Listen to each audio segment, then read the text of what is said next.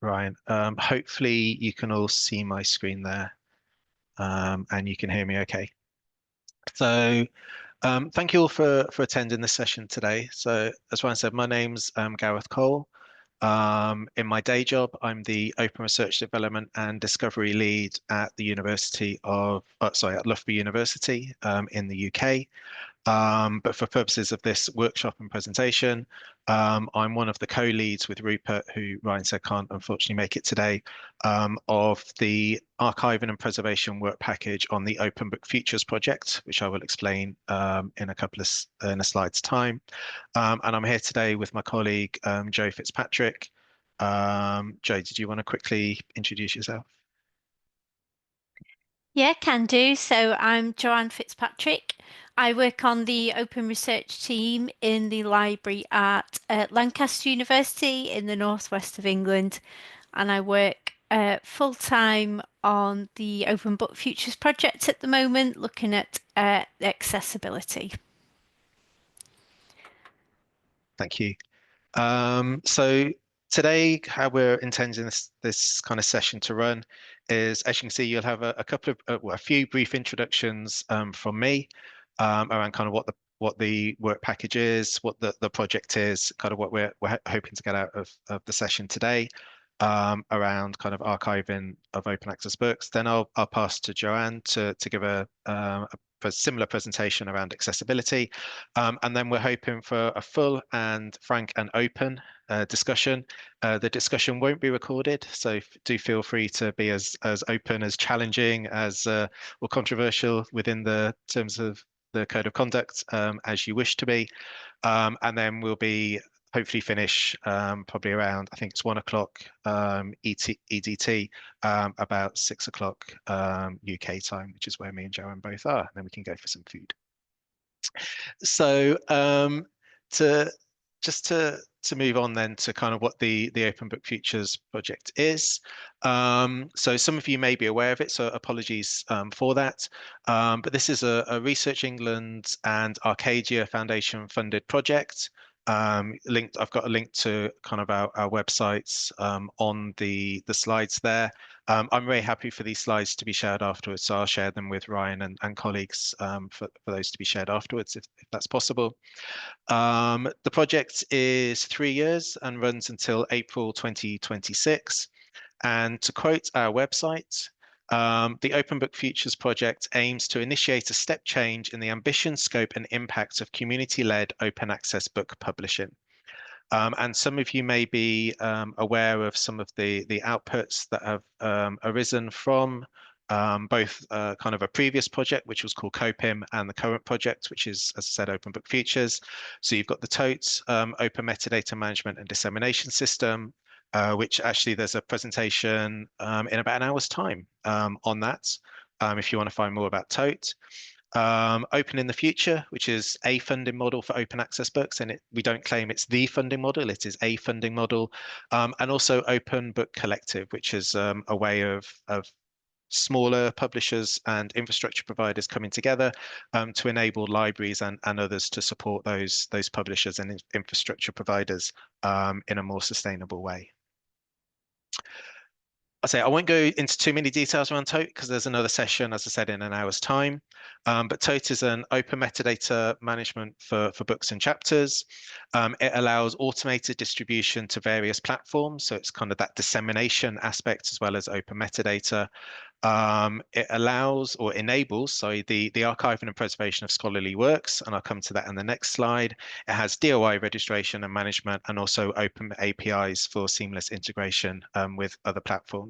And I believe at least one of the TOTE team is on the workshop today. So hopefully that's explained that in enough detail that he doesn't have a go at me afterwards. In terms of kind of more about kind of the archiving aspect, one of the things we've been working on, both in the work package that I lead, but also working with the TOTE colleagues, is around what we're calling the TOTE Open Archiving Network. So this is kind of a way of archiving books from smaller scholar-led, kind of new, kind of smaller university presses. But we're not here trying to take over or do away with the porticos and the clocks and people like that. That every all of these, we see this as complementary to those organizations. So everything I'm saying today, don't think we're kind of looking to overtake or be in competition with those organizations. We're just looking to maybe do something slightly different and do it differently. And the main thing around that difference is that we're looking to have an open archiving network. So this is where all of the files, so an open access book remains open when it's in the archive, but also the preservation and the archiving processes are also as open and auditable and checkable and are able to be validated as much as possible. So kind of open checksums, that type of thing when we're talking about, excuse me, an open archiving network. So as I say, at the moment, we're partnering with Open Repositories Online, and the two that we're mainly working with at the moment are the Internet Archive and Zenodo. As I said, it's for open monographs to be archived in an openly accessible way, so that open monographs don't then end up being archived in a closed way and hidden, so effectively become closed as part of the archiving process. We're looking to keep that open. And also, kind of key is we're trying to make it as automated as possible for participating presses.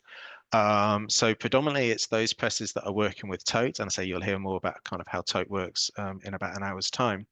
But it's looking to make that as automated as possible and as resource as to reduce the resource needed, to reduce the intensiveness needed for presses to make archiving and preservation more accessible, no pun intended with Joe's section next, but also more feasible and more doable for smaller presses, which may have no dedicated staff for archiving, may have no dedicated workflows for archiving. So to enable that to make it easier for those presses that are participating to archive that work.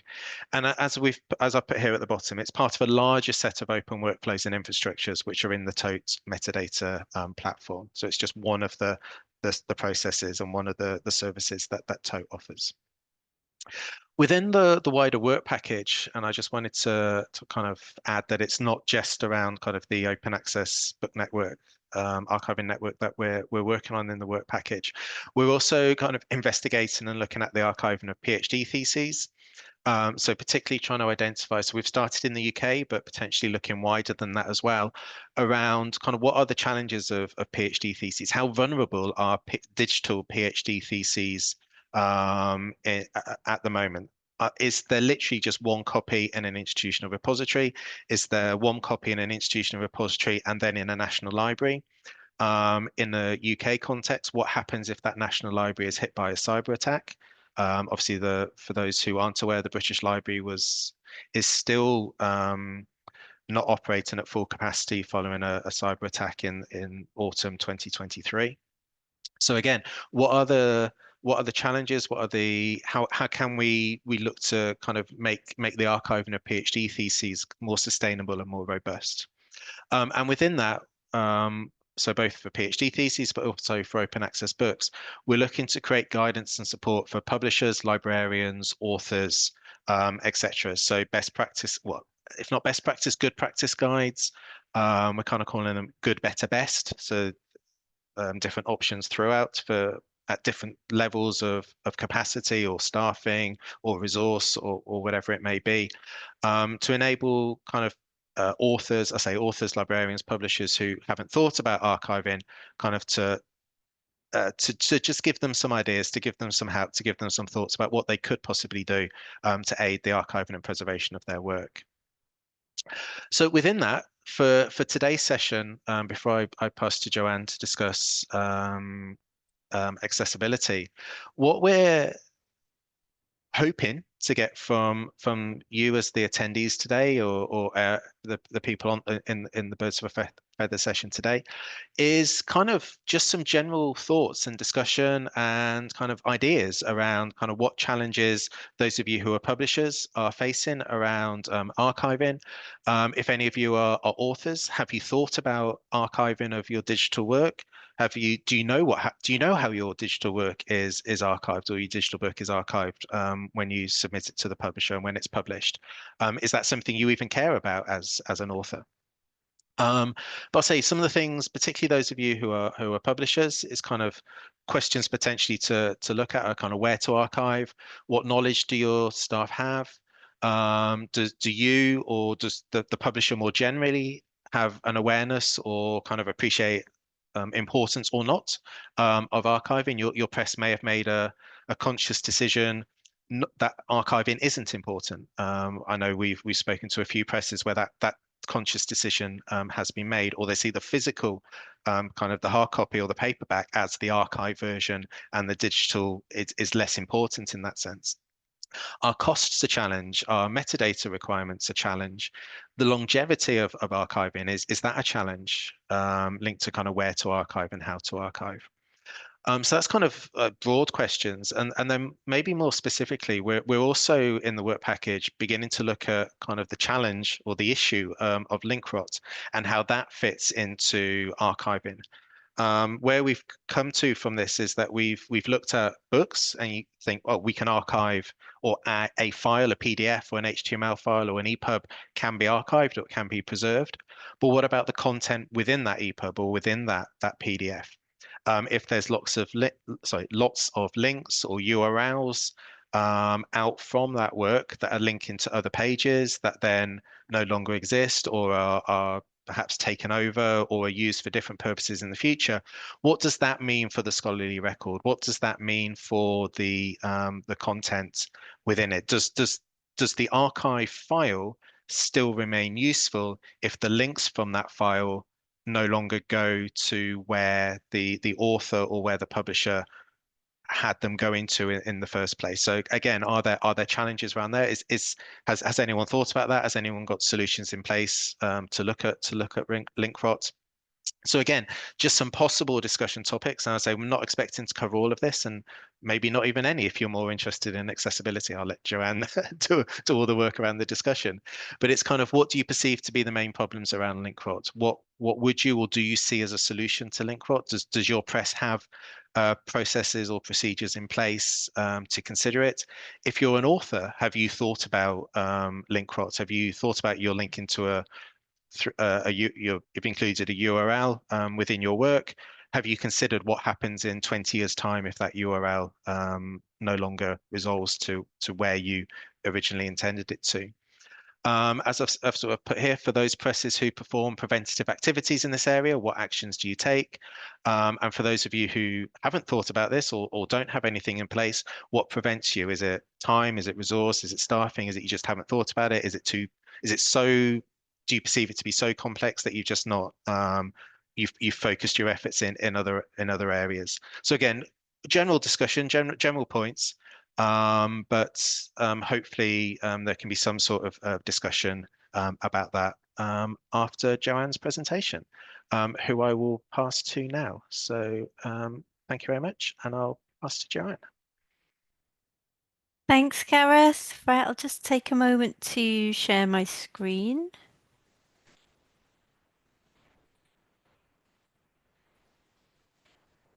Okay, so hopefully that's appearing okay for everyone. You can see my slides. So I'll just give a short presentation about some of the work that the accessibility work package of Open Book Futures is completing. Along the way, I've just got some suggested prompt questions, and we can return to those during the discussion or answer some different questions. It's up to you. But just to get you starting to think about this, I've got a couple of questions within the presentation. So roughly the areas that we're looking at and that I'm going to talk to you briefly about now is this first one. So legislation and standards. So what are the requirements and what are the other motivations that are in place for publishers of open access books to go beyond those standards?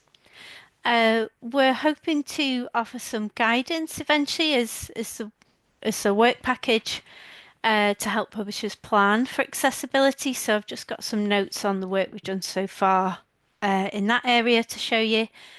and then some information about existing tools, models, and frameworks, and where you might think there are some gaps that the work package could fill.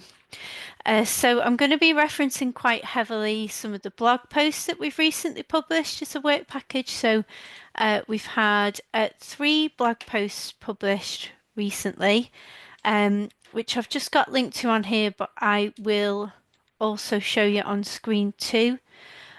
So this first one is titled Global Accessibility Barriers. And it just gives a bit of an overview of the legislation and standards. So we've looked at UK, US, and EU legislation, but we acknowledge that there's other legislations in place across the world, and we are thinking globally. So there's a bit of a summary of the legal requirements and the standards that those legislations refer to. So you can see most of them are asking for WCAG AA level. Different versions are referenced, and the EU has its own custom version, which is a version of WCAG AA. So we've got that in place that you can look at there. What we've also got is a blog post where we've captured the requirements gathering work that we've done. We've got one published already about what librarians are telling us they need from open access books in terms of accessibility. And there's a forthcoming one which will be published within the month that captures the publisher consultations that we've done and what we've learned from that. So that's where we're documenting other motivations to go beyond that legal minimum. And I've just got a prompt question on the next slide, which is, are you aware of those legal minimum requirements? Whether your books and web platforms are actually meeting them, and how do you know? Which we might like to discuss in a moment. So just to give you a couple of notes of where the accessibility applies. So most publishers and librarians that we've consulted with so far have, of course, talked about the book files themselves, which if you're familiar with accessibility standards, I'm going to use a few acronyms now. So WCAG, so that Web Content Accessibility Guidelines. If you're looking at the website itself and the submission platform, accessibility also applies there, and it's all of WCAG. If it's book files, it's just part of WCAG. So some of them are about interactive and web-only features that wouldn't be in an ebook file. But there are accessible standards for most ebook formats. So there's a PDF UA and an accessible EPUB standard. So it's those together that apply to the book files. There's also metadata requirements for capturing and displaying accessibility metadata. So that's where we're talking about. It's not just the book files themselves, it's those areas too. We started to think about how publishers might implement accessibility, and we've got the beginnings of a suggested process. So it'd be good to get some feedback on this at this stage. So this is based on the requirements gathering and consultations we've done. Something like this will be in our final output for the work package, which we're working on at the moment. So this is a hot off the press draft version of the structure of our final guidance. But just to show you the kinds of things that publishing organisations will need to think about. So who is actually accountable for accessibility there? Have they got the required training that they need? What are your overall objectives? So it's not just meeting those legal minimums. There might be lots of other things to consider, such as disciplinary norms or things that your readership have identified. How do you audit your current accessibility and then plan to improve it? And just a couple of notes of what I'm talking about in some of these documentation. So where do you need to update, for example, author guidelines that you've got? Do you want an accessibility policy? So just capturing those ideas and goals you have around accessibility. And then public statements. So something else that's mentioned in a lot of the accessibility legislations we've looked at is the requirement for a publicly available accessibility statement that describes the accessibility of the books that are being published. And then just a note about auditing. So auditing we found can be quite complex because not everything can be automated and automatically checked. There's quite a lot of manual checking that needs to happen when auditing the accessibility of all those areas. So another question just to throw in, how has your workflow changed recently, or how will it change to improve accessibility? Are you looking to exceed those minimum standards in any way? And what can you tell us about your workflows, and what can we discuss about that? Where are the barriers within that? Okay, and so just finally, some more links to blog posts. So we looked at existing tools, which we've summarized in that blog post. So there are some open source accessibility checkers, which, as I mentioned, won't cover everything, but will give you a really good start. There's also a range of models and frameworks already in existing for either showcasing the accessibility of documents published and also planning to deliver accessibility. And we've been collating these Zotero lists, which are openly available. And I'll put all these links in the chat once we start discussing. That's got more in there, but just to pull out a few of them. So these are some of the planning models we've found already. Not all of them are, well, none of them are particularly relevant to small diamond open access publishers, which is what's difficult for most publishers. But lots of them will be looking at the same kinds of things. So AbilityNet models, there's a draft accessibility maturity model from W3C, some charters to link to there, and there's one that's particularly relevant to US legislation that I've just linked to there as well. But also lots of publishers have mentioned that these systems are in use, so Aspire ratings to assess the accessibility of published material, and also these certification programs. So it's not necessarily all this work is happening in-house. Sometimes publishers are using third parties and external partners to complete work.